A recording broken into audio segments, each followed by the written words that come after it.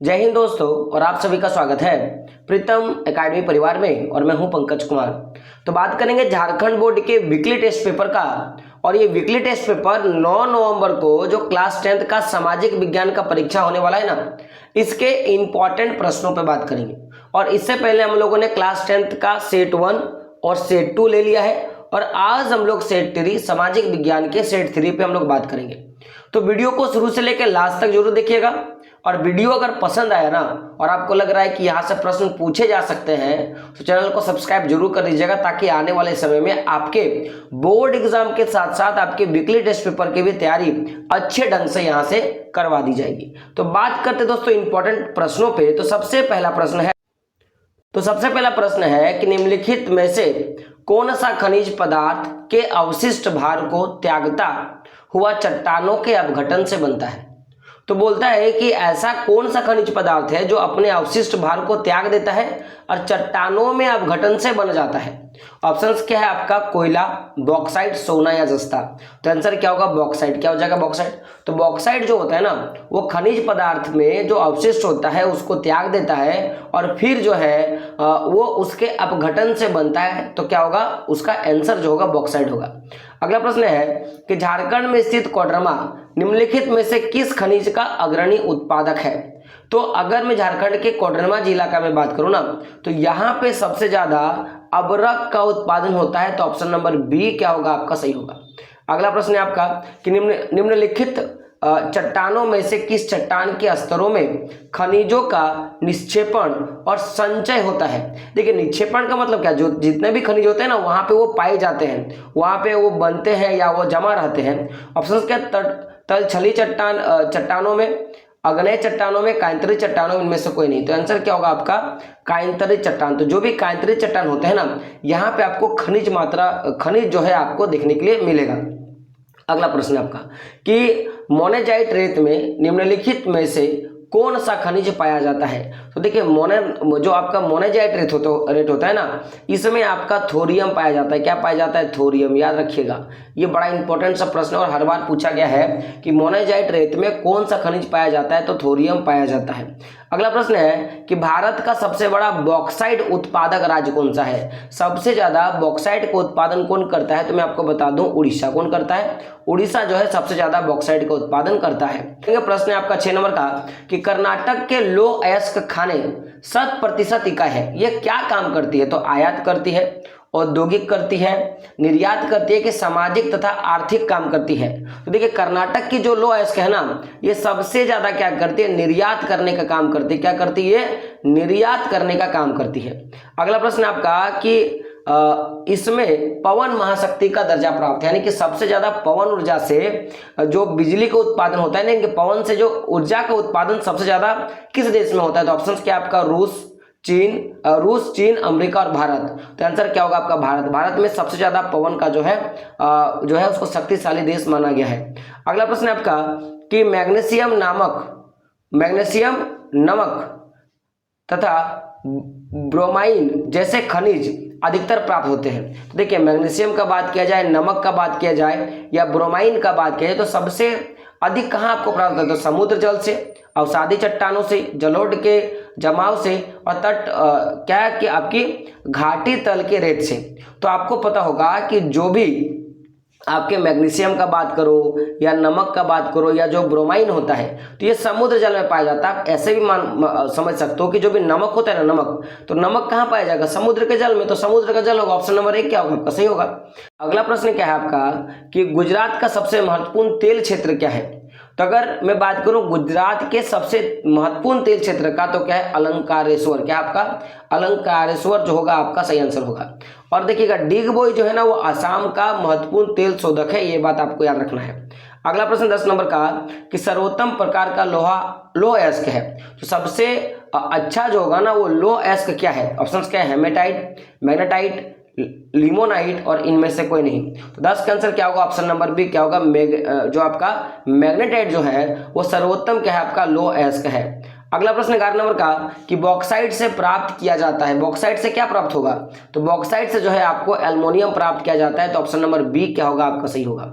अगला प्रश्न है कि तमिलनाडु के लिग्नाइट भंडारों का प्रयोग मुख्यतः किया जाता है? तो जो तमिलनाडु का जो लिग्नाइट का जो भंडार है ना, उसका प्रयोग मुख्यतः कहाँ किया जाता है? तो घरों में, तांबा प्रगलन में, सीमेंट उत्पादन में और विद्युत उत्पादन में। तो 12 का आंसर क्या हो जाएगा? ऑप्शन नंबर डी क्या होगा? विद्युत उत्पादन में। तो जो लिग्नाइट जो भंडार है, तो माने यहाँ एक प्रकार का कोयला है लिग्नाइट, तो जो कोयले का जो भंडार है उसका मुख्य रूप से तमिलनाडु में जो है विद्युत के उत्पादन में किया जाता है। अगला प्रश्न है आपका कि चट्टाने निम्न के समरूप तत्वों का यौगिक है। तो चट्टान जो है ना, वो इसमें से किसके समरूप तत्व है? तो ऑप्शन नंबर क्या होगा? सी क्या होगा? खनिज का जो है समरूप तत्व जो है आपको यौगिक देखने के लिए आपको मिलेगा। अब बात करते हैं कुछ जो है आपके शॉर्ट टाइप के क्वेश्चन का, यानी कि आप वन लाइनर या वन वर्ड वाले प्रश्नों पे बात करेंगे। तो पहला प्रश्न क्या है कि खनिज कहाँ पाए जाते हैं? तो क्या बोलोगे? भारत में अधिकांश धात्विक खनिज प्रायद्वीपीय पर प्राचीन क्रिस्टलीय चट्टानों में पाए जाते हैं। तो जो भी प्रायद्वीपीय क्षेत्र है हमारा ना, यहाँ पे जो भी प्राचीन क्रिस्टलीय जो चट्टान है, जैसे आपका मैं बोल सकता हूँ जो कांतरी चट्टान है, तो वो क्रिस्टलीय चट्टान है, तो उनमें जो है मुख्य रूप से आपका पाया जाता है। अगला प्रश्न है आपका कि कौन सा खनिज अपक्षयित पदार्थ के अवशिष्ट भार को त्यागता हुआ चट्टानों के अपघटन से बनता है? देखिए, जो अपक्षयित पदार्थ है ना, उसके अवशिष्ट को क्या करता है? वो त्याग देता है और चट्टानों में अपघटन से प्राप्त होता है। जब भी अवशिष्ट पदार्थ, अपक्षयित पदार्थ का बात करेंगे तो आपका क्या हो जाएगा? कोयला हो जाएगा। क्या हो जाएगा? कोयला। अगला प्रश्न है झारखंड में स्थित कोडरमा किस खनिज का अग्रणी उत्पादक है? तो मैंने अभी आपको बताया था क्या होगा? अभ्रक इसका आंसर होगा। अगला प्रश्न है आपका कि कौन सी चट्टान खनिजों का निक्षेपण और संचयन से निर्मित होता है? तो जो अग्नेय चट्टान होंगे ना, उनमें आपको देखने के लिए मिलेगा कि खनिज का वहां पे निक्षेपण भी होगा और खनिज का जो वहां पे संचय भी आपको देखने के लिए मिलेगा। अगला प्रश्न है कि मोनोजाइट रेत में कौन सा खनिज पाया जाता है? तो अभी हम लोगों ने देखा था, वहां पे आपको थोरियम देखने के लिए मिलेगा। अगला प्रश्न है कि धात्विक खनिजों के कुछ उदाहरण आपको बताना है। तो देखिए, धात्विक खनिज ऐसे खनिज जिसमें धातु के गुण पाया जाएगा, जिसमें लोहा मिलेगा आपको। देखिए, लोहा, एस्क, तांबा, सोना, बॉक्साइट, ये सारे आपको क्या मिलेंगे? धात्विक खनिज के उदाहरण है। अगला क्या है आपका? अधात्विक खनिज, जिसमें लोहा का अंश आपको नहीं पाया जाएगा, जैसे कोयला, पेट्रोलियम, अभ्रक, पोटास, ये सारे क्या आपके अधात्विक खनिज है। अगला प्रश्न है कि भारत के 4 महत्वपूर्ण लौह अयस्क उत्पादक राज्यों के आपको नाम बताना है। देखिए, झारखंड और छत्तीसगढ़, उड़ीसा और गोवा, ये सारे ऐसे राज्य हैं जहां पे आपका लौह अयस्क का उत्पादन किया जाता है। अगला प्रश्न 9 नंबर का कि भारत के 4 महत्वपूर्ण मैग्नीज अयस्क उत्पादक राज्यों का नाम बताना है जहां पे मैग्नीज का उत्पादन होता होगा। तो देखिए, महाराष्ट्र, मध्य प्रदेश, उड़ीसा और आंध्र प्रदेश क्या होगा? इसका आंसर हो जाएगा। अगला प्रश्न है कि भारत के 4 बॉक्साइट उत्पादक राज्यों का नाम बताना है। तो इसमें झारखंड, उड़ीसा, गुजरात और महाराष्ट्र क्या होगा? आपका सही आंसर हो जाएगा। अगला प्रश्न है भारत के 4 प्रसिद्ध अभ्रक उत्पादक राज्य का नाम बताना है। तो अभ्रक का उत्पादन झारखंड, बिहार, आंध्र प्रदेश और राजस्थान में जो है इसका उत्पादन किया जाता है। अगला प्रश्न है भारत के 3 सबसे महत्वपूर्ण कोयला उत्पादक राज्यों का नाम बताना है। तो देखिए, भारत में झारखंड, पश्चिम बंगाल और छत्तीसगढ़ में जो है सबसे ज्यादा कोयला का उत्पादन आपको देखने के लिए मिलेगा। अगला प्रश्न है कि भारत के 4 राज्यों के नाम लिखिए जहां चूना पत्थर पाया जाता है। तो मध्य प्रदेश, छत्तीसगढ़, राजस्थान और कर्नाटक में जो है आपको चूना देखने के लिए मिलेगा। अगला प्रश्न है कि वाणिज्यिक ऊर्जा का स्रोत क्या है? देखिए, जो भी वाणिज्यिक ऊर्जा में कोयला, पेट्रोलियम, प्राकृतिक गैस, यूरेनियम, जल विद्युत, ये सब जो है ना आपके वाणिज्यिक ऊर्जा के आपको स्रोत है, आपको देखने के लिए मिलेगा, यानी कि औद्योगिक ऊर्जा के स्रोत है। अगला है परंपरागत ऊर्जा के स्रोत क्या है? तो कोयला, पेट्रोलियम, जल विद्युत, प्राकृतिक गैस, परमाणु शक्ति परंपरागत ऊर्जा के स्रोत में आते हैं, ठीक है ना। लेकिन अगर वही गैर परंपरागत ऊर्जा स्रोत की बात किया है तो गैर परंपरागत ऊर्जा स्रोत ऊर्जा के असमय प्रसाधन है, जैसे सौर ऊर्जा, पवन तरंग और भूतापी ऊर्जा।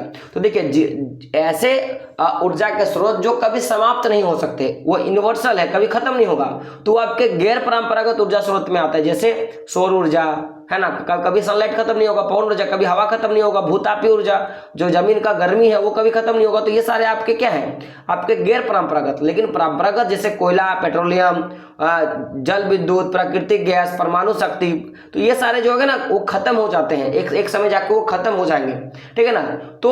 तो ये जो है आपके वो परंपरागत है, जो क्या होंगे एक समय में जाके खत्म हो जाएगा, लेकिन जो कभी खत्म नहीं होगा वो क्या होगा? आपका गैर परंपरागत ऊर्जा स्रोत होगा। अगला प्रश्न है कि भूतापी ऊर्जा क्या है? तो क्या बोलेंगे? पृथ्वी के आंतरिक भागों से ताप का प्रयोग कर उत्पन्न की जाने वाली विद्युत को भूतापीय ऊर्जा बोलेंगे। तो देखो होता क्या है कि जो भी पृथ्वी के आंतरिक भाग है, जो अंदर वाला भाग है, तो उनका जो ताप है, जो उष्मा है, उसका प्रयोग कर क्या करेगा, विद्युत बनाया जाएगा। जैसे जल से विद्युत बनाएगा उसको जल विद्युत बोलेंगे। उसी प्रकार पृथ्वी के आंतरिक भाग से जो ताप निकल रहा है उसका प्रयोग कर जब आप विद्युत बनाओगे तो उसको क्या बोलेंगे, भूतापीय ऊर्जा हम लोग बोलेंगे। अगला क्या है कि आपका गैर वाणिज्यिक ऊर्जा के कुछ स्रोतों के नाम बताना है। तो देखिए ऐसे चीज जिसका हम लोग क्या करते हैं, जिसको हम लोग क्या बोलते हैं, फैक्ट्री में उत्पादन करेंगे उसको क्या बोलेंगे, वाणिज्यिक ऊर्जा के स्रोत। लेकिन ऐसे कुछ जो एकदम आपको यूनिवर्सल है, जो आपको प्रकृति से मिल जाएगा, जैसे पवन ऊर्जा, सौर ऊर्जा, गोबर गैस है ना, ज्वारी ऊर्जा, भूतापीय ऊर्जा, कचरे से निर्मित ऊर्जा, तो ये सारे जो होते हैं आपको गैर वाणिज्यिक ऊर्जा के स्रोत में आपको देखने के लिए मिलेगा, क्योंकि इनका खनन नहीं होता है ना। बाकी जो भी हम लोग ऊपर में देखा था उनका सबका खनन होता है, ठीक है ना। जैसे अभी हम लोगों ने यहाँ पे, कहाँ पे था आपका, मैं आपको दिखा दूं, यहाँ पे देखो कोयला का भी आप खनन करते हो, पेट्रोलियम का भी खनन करते हो, प्राकृतिक गैस का भी खनन करते हो, यूरेनियम का भी खनन करते हो, है ना। जल विद्युत के लिए आप जल का भी खनन कर सकते हो। तो ये सारे वाणिज्यिक ऊर्जा के अंतर्गत आते हैं। अगला प्रश्न है कि भारत के पेट्रोलियम उत्पादक क्षेत्रों के आपको नाम बताना है। तो देखो सबसे पहले जो अरब सागर में स्थित है मुंबई हाई, तो पूछेगा कि मुंबई हाई कहाँ पे स्थित है, तो आप बोलोगे अरब सागर में, तो यहां से भी जो है पेट्रोलियम का उत्पादन होता है। गुजरात का अलंकेश्वर, तो गुजरात का जो अलंकेश्वर है यहाँ पे भी जो है आपको देखने के लिए मिलेगा कि यहाँ पे पेट्रोलियम का उत्पादन होता है। और असम का जो आपका है नहरकटिया, नहर का क्या आपका नहरकटिया क्षेत्र, इसमें भी जो है आपको देखने के लिए मिलेगा। और डिगबोई में भी जो है आपको पेट्रोलियम का उत्पादन आपको देखने के लिए मिलेगा।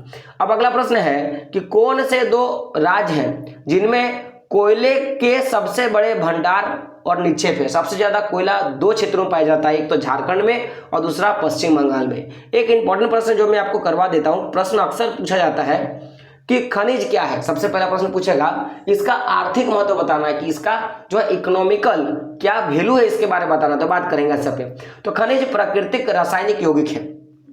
इनमें संगठन और संरचना स्वरूप में समानता पाया जाएगा। यानी कि एक रासायनिक यौगिक है जिसका अगर संगठन यानी कि बनने जिस पदार्थ से बना हो और संरचना मानो वो देखने में जैसा हो, उसमें आपको समानता आपको देखने के लिए मिलेगा।